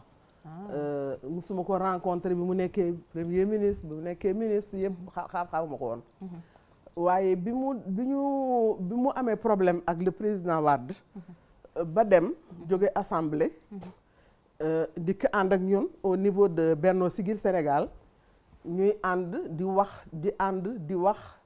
ba ñu dem sax ci ni nañu àndandoo benn yoon ci élection bi ñu xool nan la ñuy def. bon après mënuñu woon a àndandoo ñun ñëpp parce que ñëpp ñàkkandoo moom baaxul li mieux vaut ñu dispersé wu ku nekk def sa liste bu ñu paree ñi nga xam ne mën nañoo ànd def seen coalition au deuxième tour parce que gagner au premier tour moom jafe na trop xam naa ni ci période yi ba na ngeen ni si jafe na. donc bi mu créé donc. moom kii am na parti bi waay c'est pas Dekkal Ngor bi mu créé Dekkal Ngor donc Moustapha Niasse Benno Siggil Sénégal ak parti yi nga xam ne ñoo nekkoon noonu ensemble ak ñun Tanor tamit daal di créer Benno ak Tanor am ay parti yoo nga xam ne tamit du ñoo dikk ànd ak moom ñu nekk donc ces partis là mais nañu ànd bu ñu waxante leen loo nga xam ne dina yàq ànd bi mais bu ñu demee au deuxième tour ku jiitu ñi ki des ñëpp ànd ak yow ñun ñëpp ñu accepté ko moo tax Tanor fu mu toll daf ñu daan wax coalition bi bis bu yàqu bu mu jógee ci parti socialiste ci waa PS ñi ngi koy sàmm président de la république tamit mi ngi koy sàmm donc président donc li ñu gis ci moom mooy gis nga am na sax benn bis du ñoo nekk ci tribune ci benn tribune fii ci place Obélisque oui ñu ne ñu ngay xaar Macky ñu ne Macky la ñu doon xaar ñëpp ñëwoon nañu tous les leaders étaient là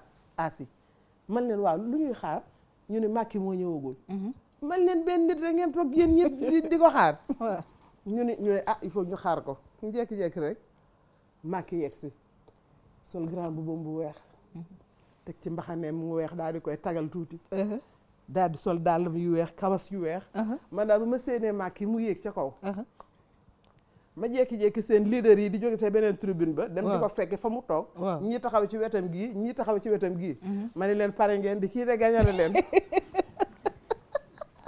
il y a des signes en fait il y a des signes mais comme un monarque taxaw ca kaw tiim leen ñii kii digg ñii digg fii ñii digg fii mu nekk seen digg man ma daal di jóg dem gaña na de après ñu def campagne wax dëgg yàlla bi mu dikkee Louga campagne ak yëpp ñun la àndal même avant loolu sax dans les bi mu bàyyee Ablaye Wade rek commencé di wër réew mi à chaque fois que mu dikk dafay def appel à nous ñi nga xam ne ñu ngi woon ci biir Benno Siggil Sénégal di ànd ak ñun déjà donc commencé woon na moom cultiver déjà cette coalition bien avant même yooyu yëpp lan nga ñu mën a wax ci le président Macky Sall ak moom tamit yan trait la ñu mën a jàpp ci moom parce que sénégalais yu bëri dañuy gis ne que bon voilà c'est aussi quelqu'un de réservé en tout cas mais lan nga ñu mën a wax ci le président Macky Sall ak yan anecdote yu nga xamante ne bii jot nga ko dund ak moom man daal xam naa ne liggéeykat la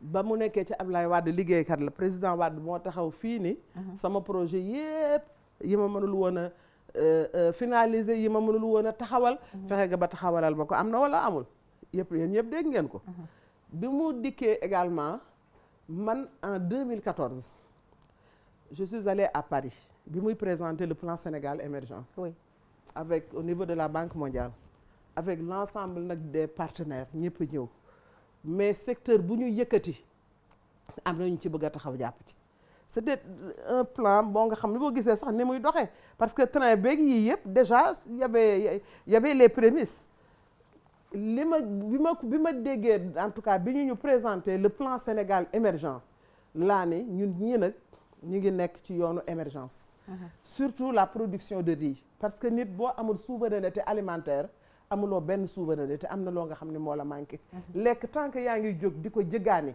di ko wuti feneen am na loo nga xam ne moo la manqué c'est vrai ñu wëlbatiku mu jël vraiment les infrastructures man amul benn communauté rurale ci Sénégal communauté rurale yu jëkk yi amul ci benn bu ma demul te xam nga ba ñuy doog a créer communauté rurale yi dafa metti woon dëgg la damay jël rek Salémata Kédougou 86 kilomètres la je faisais 6 heures de temps te boo duggee ci biir oto bi ngay dugg heureusement man nag daan lijjanteeg partenaire bay am oto bu climatisé gis nga boo duggee ci oto bi mouche ZC yi ñoo lay dàq da ngay dóoranteeg ñoom tàpp fii léeg-léeg ma pes ci kenn sax oto bi mu ni ma danga maa yéere woon pes bi du reyal ma weñ bi moo tax ma ne ko weñ bi bu la màttee pes mi moo koy gën a sedd alors da ngay dóor ba ngay yegg ñu yegg dem def fa la ñu fa doon def enquête yi ñu fa doon def 2 jours yi mat ñu daal di ñibbi si wutali beneen communauté rurale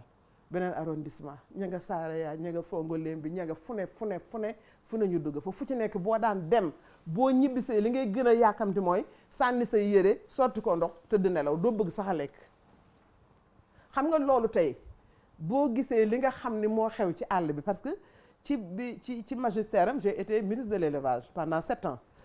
Ministère de l'élevage yombul yombul parce que ñi ngay amal affaire ña nga ca àll ba nekkuñu sax nag ci ay kër du ñuy dem ci ay hameau di fi nga xam ne foofu la ñuy transhumé nga xam ni léeg-léeg da ngay séen rek benn tente bu kii tan nga dikk toog da nga tu es obligé de t'asseoir ak ñoom ma dikk da ngay dikk toog man li may jëkk a laaj nag su ma yegsee boo leen laajee attaaya rek berger yi boo leen laajee attaaya rek ñu fonk la macha allah kon nag mu nekk ay mbir yu nga xamante ne bi yow mi nga xam ne yaa leen di fréquenté nga mën ko xamee lan nga ñu mën a wax ci le président Macky Sall loo xam ne ñun ñi nga xam ne approché wuñ ko liggéeykat la xamuñu ko liggéeykat la léeg-léeg nga gis wax tamit mu xaw a naa ferme ñu naan ko ñàngal mais ñàngul de wax dëgg yàlla dafay farcé dafay toog di waxtaan ak nit ñi dañuy ree ba sonn waxoon nga ñu benn bu président bi ñuy soog a commencé bu président Senghor wax ñu benn ci président Macky Sall boo xam ne xëy na ñun tamit dinañ ree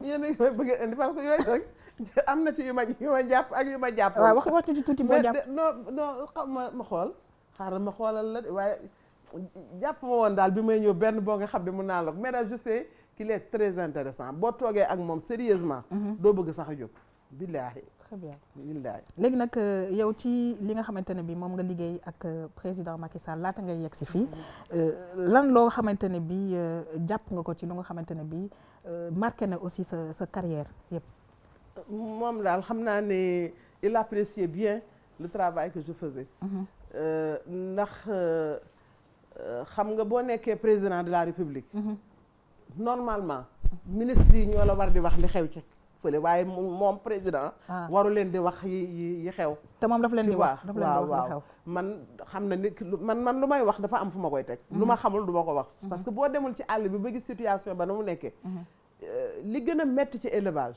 mooy ngeen am par exemple benn attaque u maladie ok oui c'est vrai ñun fexe nañu ba pendant ces 7 ans et je parle sous le contrôle des agents de l'élevage ma di leen féliciter tamit parce que vraiment ñoom ils ont maag ñoom a yem lu ñu doon liggéeyee saa yu maladie déclaré woo quelque part amu ci benn boo nga xam ni ci saa si circonscrire uñu ko fi mu yem ba du génn foofu très bien plusieurs maladies qui se sont déclarées que ça soit dans le Kédougou dans le Bakel que ça soit dans toutes les régions fu ñu ci dem vraiment lu demee noonu def nañu ko fa fexe naa ba gis nga dama dem Louga ñuy concerté wu benn éleveur ma jékki-jékki rek seen ko fekk may wax ci affaire bay ñax ma gis paa bi simi mbaxane mi daal di génn dem ma daal di ni kii toppal ma góor gi ba xam fu mu jëm dafa mel ni dafa kontaan lu ci li may wax de mu dem góor gi ni ko kii ñun ñi ngi fii démb ba tey ñi ngi toog fii di ko xaar mooy ñëw di ñu wax waxu bay ñax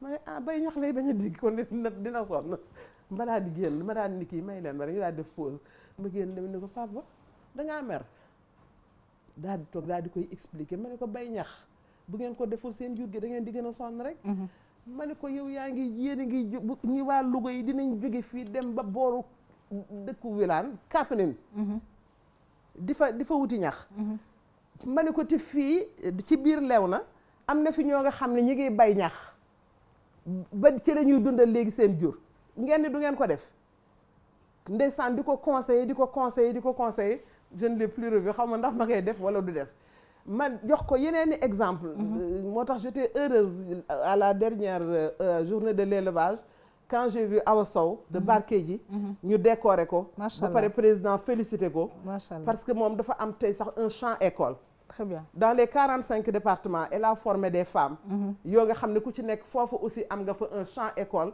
ña ngay bay ñax très bien la culture fourragère est très importante pour faire de la production laitière de la production de waaw en tout cas ay njàngat yu bëri mbokk yi ñu seetaan la ñu am tey ci suñu invité bi ci fekkee na madame Aminata Mbengue Ndiaye ñu tëj nag li nga xamante ne bi mooy volet où le président Macky Sall ci tënk rapidement peut-être en 1 ou 2 mots Macky Sall lan nga ñu mën a wax ci moom ñu jàll ci beneen phase bi nga xamante ne bi boobu tamit il fallait que ñu presque terminer émission bi ak kooku le président Macky Sall le président Macky Sall daal man daal li ma xam ci moom mooy liggéeykat la et ce que je souhaite c'est que li mu amee yépp dans ses plans dans ses programmes ñu mën ko réaliser bërki dem bi ñuy inaugurer train bi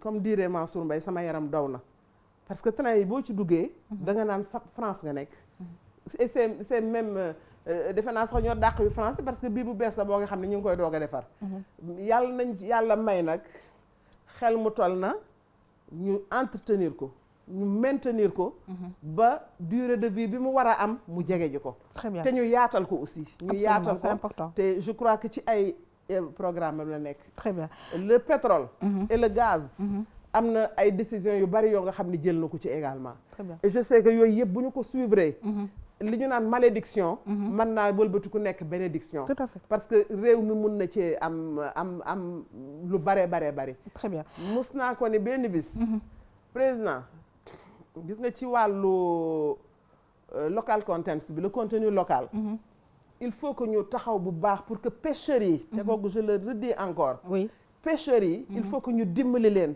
parce que on ne sait jamais une fuite peut arriver foofa gars yi dootuñu fa mën a napp absolument c'est vrai mu ne ma mais aminte kii les trucs sont à 300 kilomètres pêcheurs yi mën nañu faa dem ma ne ko baax na pêcheurs yi di dem ba Angola moo ma jaaxal en tout cas mais vraiment xam naa ni il est en train de tout faire de faire prendre en tout cas toutes les dispositions nécessaires moom ak le président de la Mauritanie pour que vraiment que tout se passe dans les meilleures waaw comme ni nga ko waxee rek madame Aminata Mbengue Ndiaye dañuy ñaan rek mu nekk bénédiction en tout cas pour le Sénégal et les pays yi nga xamante ne bi dañu ci bokk waaw nag laata ñuy jeexal presque émission bi mënuñu jeexal def entretien ak yow te duñu wax sa relation ak Tanor Dia feu Tanor Dia macha allah waaw Ousmane Tanor gis nga jour bi ma président Diouf di recevoir te ni ma je te mets dans mon cabinet en qualité de chargé de mission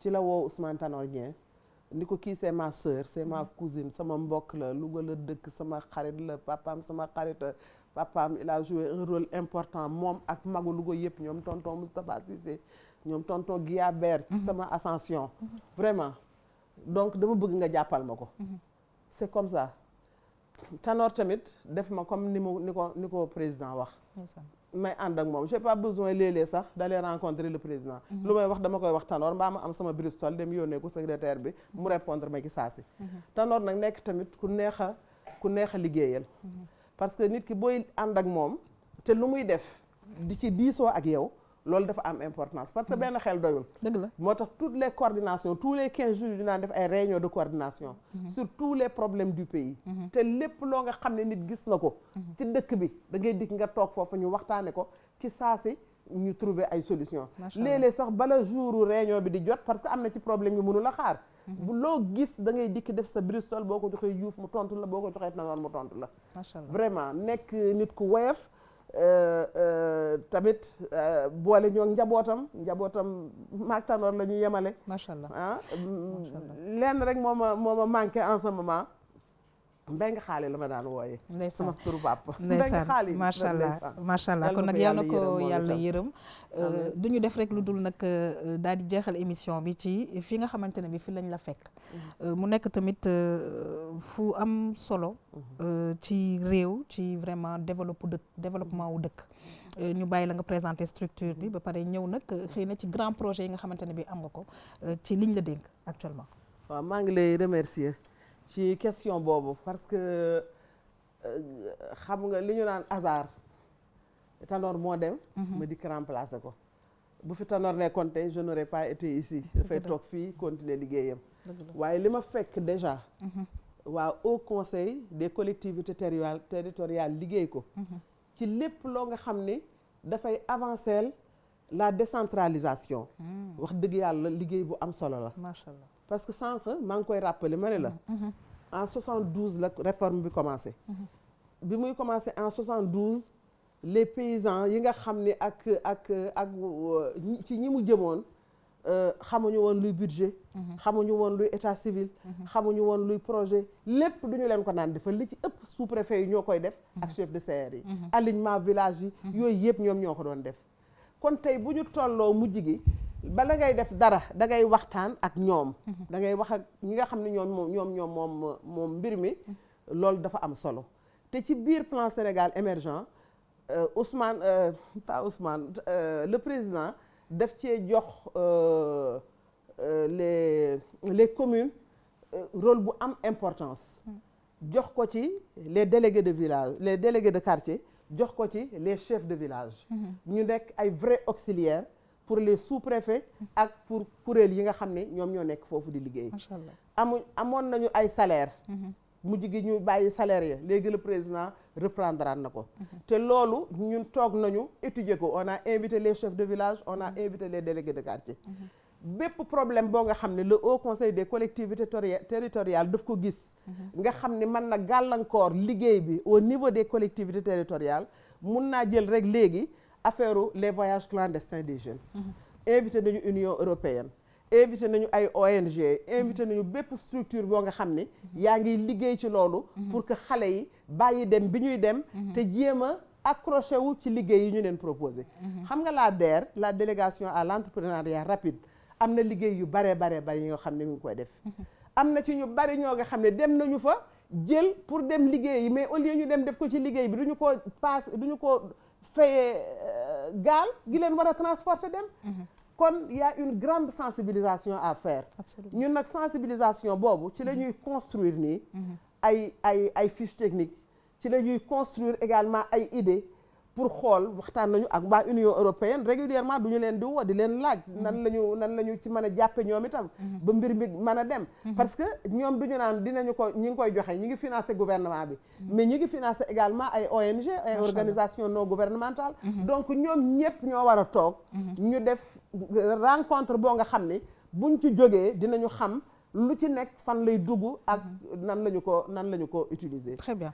tey boo jëlee les finances des collectivités territoriales man j'ai été maire j'ai eu 2 mandats de maire benn bi def naa 6 ans defe naa ba kay des ma def 7 ans liggéey bu ko gën a metti yàlla sàkk ko ba may nekk maire 65 000 francs la ñu amoon d'indemnité li ñu naan maire yi 65 000 francs la ñu amoon te 65 000 moo tax nga daan gis léeg-léeg nga gis ci maire boo nga xam ne bu gisee fu ko ci jàppale mu dem ñu jàppale ko ci am na nag ñoo nga xam ne defuñu ko dëgg la donc léegi jox nañu leen des salaires acceptables parce que tamit kuy liggéey bu nekk da nga war a am salaire te ñoom askan wi yëpp la ñuy liggéeyal ak président de la République parce que c'est un démembrement de l'État la collectivité est un démembrement de l'État donc kuy liggéeyal état war naa am loo nga xam ne daf la koy jox ndàmpaay loolu nag vraiment mi ngi koy joxe les grands projets également yi nga xam ne ñoo daan am avec l'ADM avec l'AGETIP yi nga xam ne moo ci ëppoon mi ngi daan yem ci villes yi parce que booba les villes aussi en avaient besoin mais aujourd'hui dem nañu ba am na ci ay projets yoo nga xam ne ñi ngi jëm en milieu rural parce que le milieu rural également en a besoin et je crois que ça soit pour les infrastructures man li ma gis fan yii ñu inauguré ko bi ma ci gën a dinaa bu Thierno Birahim Ndaw bi bu ma neex la parce que Thierno Birahim dama xam le travail remarquable qu'il a fait dans le commandement xale yi sax koo ci masaan ne loo bëgg a nekk mun la commandant de cercle wala ma nekk préfet gouverneur loolu rek ba pare cité le Thierno Birahim Ndaw donc yu demee noonu bu fekkente ni am na war nañoo xool nan la ñu mën a def ba pour jàppale président infrastructure yooyu mu def poste bi hôpital bi tudd Amath Dansokho mérité na tur boobu ñooñu seeni tur waratu la fay ak yeneen yoo nga xam ni tey mu nga jëm Ndaayaan tey bu ma nekkoon ministère de la pêche maay posé la première pierre dem naa fa 3 fois visiter ko avec les gens de Dubaï machallah am na beneen bu nekk fii le port bi nekk ci biir Bargny gis nga kooku c'est un des ports les plus modernes de l'Afrique kon daal ñu jàpp nekk vraiment machallah ñu jàpp nekk daal fi nga xamante ne bi fi nga nekk nii fi laa la fekk nii machallah yéen a ngi def liggéey bu mucc ayib pour di contribuer ci li nga xamante ne bi mooy développement Sénégal parce que ci fi ngeen nekk dafa am solo en tout cas dama lay bàyyi parce que defe naa ne yow sa histoire ak Sénégal émission du ci xaj dama lay bàyyi rek xëy na nga wax ñu xëy na lu nga xamante ne bi bëggoon nga ko wax te xëy na laajuñu la ko ci émission bi parce que li ñu naan émission fekkee naa mbokk yi ñuy seetaan madame Aminata Mekk Ndiaye dafa fekkee loolu moo tax tey mu ñuy raconter histoire yi macha allah.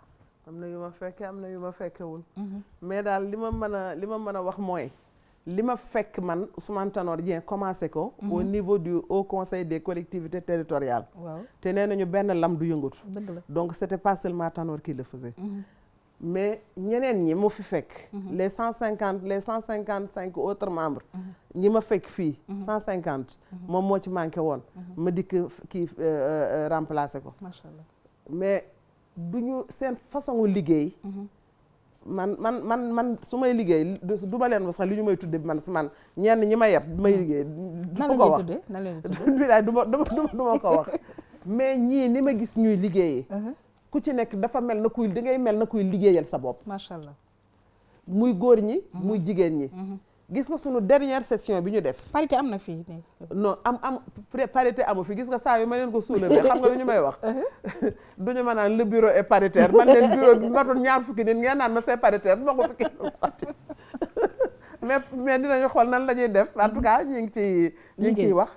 pour avoir président xam naa ni bu sañoon tey yëpp ay paritaire. macha allah ak ba ci gouvernement am sax léeg-léeg nag dama daan wax mais président yi. ñoom ça ne dépend que d'eux. qu'on ait un gouvernement paritaire. kii ni ma yow yaa ngi ko daan wax ci Wade mais dégguma nga wax ko Macky. macha allah en tout cas mbokk yi nga xamante ni bi yéen ñuy seetaan madame Aminata Mbengue Ndiaye en tout cas dañu lay remercier ci sa disponibilité.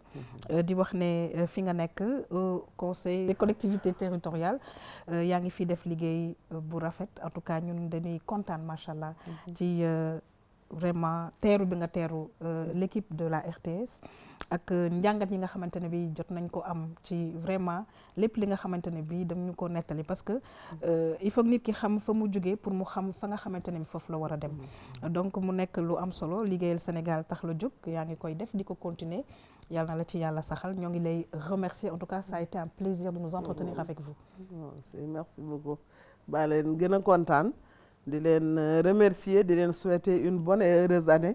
di souhaiter une bonne et heureuse année à tout le pays à mon président le président Macky Sall à son gouvernement yi nga xam ne daal sumb na ko naal ko yàlla na ko yàlla may mu yeggale ko te Sénégal yëpp jëriñoo ko képp koo nga xam ne yaa ngi souffrir dans ce pays yàlla na la yàlla dimbali ba souffrance yooyu wàcc la képp koo xam ne tamit dangaa ñàkk yal na la yàlla may ba nga fàtte woon ni sax mosoon ngaa ñàkk ñi may liggéeyal fii également au niveau du conseil ñoom ak seeni famille maa ngi leen di souhaiter une bonne et heureuse année di ko souhaiter aux personnes qui vivent avec un handicap di ko souhaiter aux personnes yi nga xam ne tamit du ñoo nekk dans le besoin di ñaan yàlla daal li ñuy ñaan daal li président Senghor doon wax naan en 2000 Dakar dafay mel dañoo bëgg mu mel na Paris.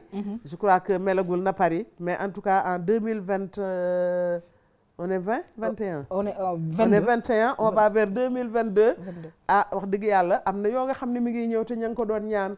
bokk na ci train bi bërki démb. bokk na ci tamit yeneen projet yoo nga xam ne dina dikk mais man de wax dëgg yàlla man mi xam démb.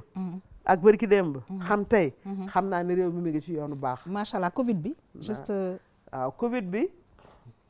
yàlla nañu yàlla may mu génn àddina bi yëpp parce que vraiment tey bi may suivre les télévisions ba gis li xew États-Unis gis li xew France yàlla bu mu yegg si fii amiin amiin moo tax na nit ñi continuer ana sama masque ba na nit ñi continuer gel baa ngi ni jël seen masque continuer di takk masque yi parce que jàngoro bi jógagul ci àddina bi jógagul ci tamit ci réew mi tey sax gis naa ni mbir mi dafa xaw a yokku te nag ni ñu njaxlefe woon ba première vague bi metti woon na mais wax dëgg yàlla ni mu mel ci yeneen réew yi meru ko woon ci Sénégal am na lu ñu def ba loolu am mais nañu yërëm agent yi nga xam ne ay agent de santé lañu xam naa ne xamuñu ñëpp ñi ci gaañu mais ñu ci bari dem nañu te loolu dafay nekk absence bu mag ci sunu système sanitaire sa masque ngi waaw may ñaan daal tous les Sénégalais ak fu ngeen manti nekk ak lu ngeen man di def bu leen négliger le masque le port du masque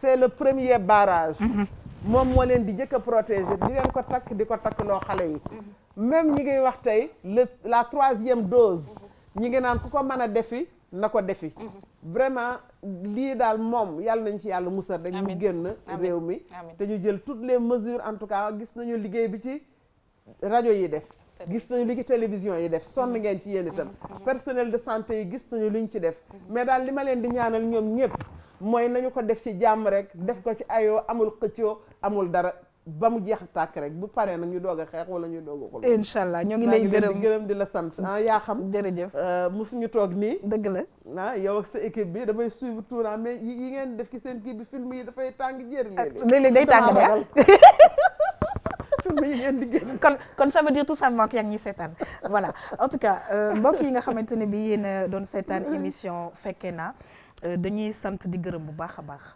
Parce que li ñu fi dégg ñun de en tout cas am nañu ci ñàngat j'espère que yéen tamit am ngeen ci ñàngat donc de Senghor à Macky Sall donc gis ngeen liggéey bi nga xamante ne bi macha allah def na ko ci biir Sénégal may remercier nag bu baax a baax équipe technique yi nga xamante ne bi macha allah ñëwoon nañu ànd ak man ci liggéey bi ngir rek dégtal leen ko lii madame Aminata Mbengue Ndiaye day wax dafa am solo de gis ngeen lii li tax nag dindi woon sama bos parce que on est à plus de 1 mètre ma nga toog fee man maa ngi toog nii waaye daal li ma leen di tàggoo mooy yéen ñi ñuy seetaan mbir mi ngi fi de kon daal xam nga nit ñi def nañu takkandoo suñu masque yi daal di ñaanal ñëpp jàmm et une excellente année 2022 à tous les Sénégalais et à tout le monde entier merci ba beneen yoon incha allah oui.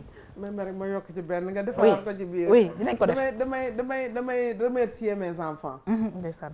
damay remercier mes enfants parce que dama leen yar naa leen sama yaay jàppale na ma ci yar bi mais seen papa dafa teel a gaañu ñuy def li ñu war a def jàng li ñu war a jàng ak sama benn sët boo nga xam ne fu ma jëm daf naan dama koy yóbbaale ba fii sax xam naa ni bu sañoon dikk wax fii parce que léeg-léeg mu ni dafay bëgg a wax ci rajo bi yi ma koy def na rek pour yar ko Ibrahima la tudd ñoom ñëpp maa ngi leen di souhaiter une très bonne et heureuse année ak xale yi ci kër gi yëpp ñoom maam ñoom Astou ñoom Aïssatou tout le monde très bien ak sama personnel bi fii moom gàcce ngaalaama macha allah kon nag mbokk yi ñu farataal lii rek comme nag man maa ngi waaj a dem ma daal di def nii di leen jox rendez-vous très prochainement sur la RTS au revoir.